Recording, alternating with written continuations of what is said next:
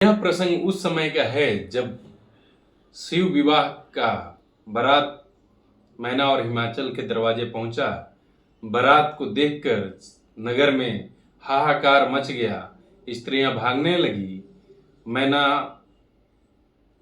जो थाली लेकर आई थी आरती का परिछावन करने, वो भी नाराज होकर घर चली गई।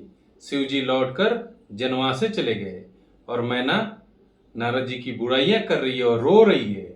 उसी समय नारद जी वहां पधारते हैं।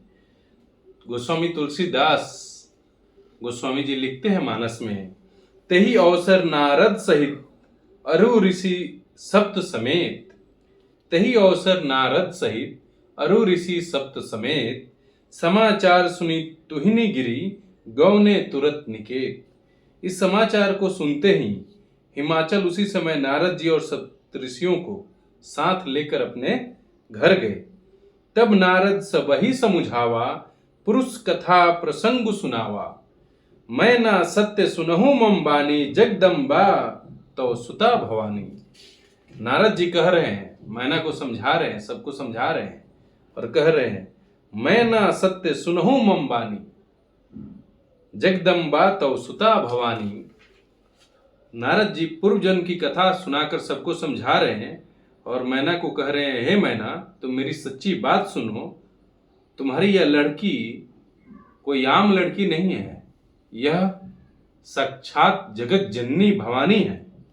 अजा अनादि शक्ति अविनाशिनी, सदा शंभु अर्धंग निवासिनी, जग संभव पालन लयकारिणी, निज इच्छा लिपा बहुधारिणी।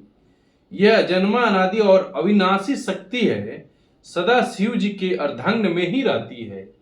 यह जगत की उत्पत्ति, पालन और संहार करने वाली है और अपनी इच्छा से ही लीला शरीर धारण करती है। जन्मी प्रथम दक्ष गृह जाई, नाम सती सुंदर तनु पाई, तहु सती शंकर ही विवाही, कथा प्रसिद्ध सकल जगमाही। पहले दक्ष के घर जन्म हुआ था, तब इनका नाम सती था। बहुत सुंदर शरीर था। वहां भी सती का शंकर जी से ही विवाह हुआ था। यह कथा सारे जगत में प्रसिद्ध है। एक बार आवत शिव संगा, देखो रघुकुल कमल पतंगा, भयो मोहु शिव कहा न किन्हा, ब्रह्म बस वेशु सिए कर लिन्हा।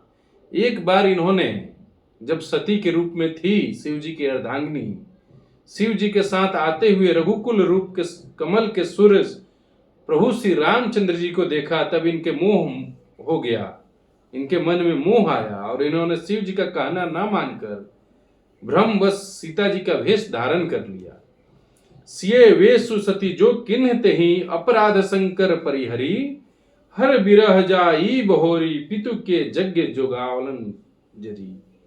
अब जन्मी तुम्हरे भवन, निज पत लागी दारुण तपु किया, अस जानी संशय तजहूं, गिरजा सर्वदा शंकर प्रिया। सती जी ने सीता जी का वेश धारण किया, उसी अपराध के कारण शंकर जी उनको त्याग दिए। फिर शिव जी के वियोग में अपने पिता के यज्ञ में जाकर वहीं योगानिशी भस्म हो गई।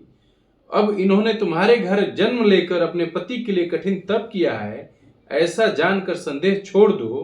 पार्वती जी तो सदा ही शिव जी के प्राण प्रिय हैं, अर्धांगिनी हैं।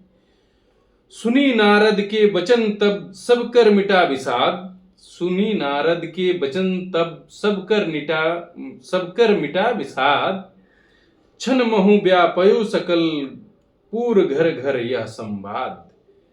तब नारद जी का वचन सुनकर सबका विषाद भ्रम मिट गया और क्षण भर में यह समाचार सारे नगर में फैल गया। जय श्री राम।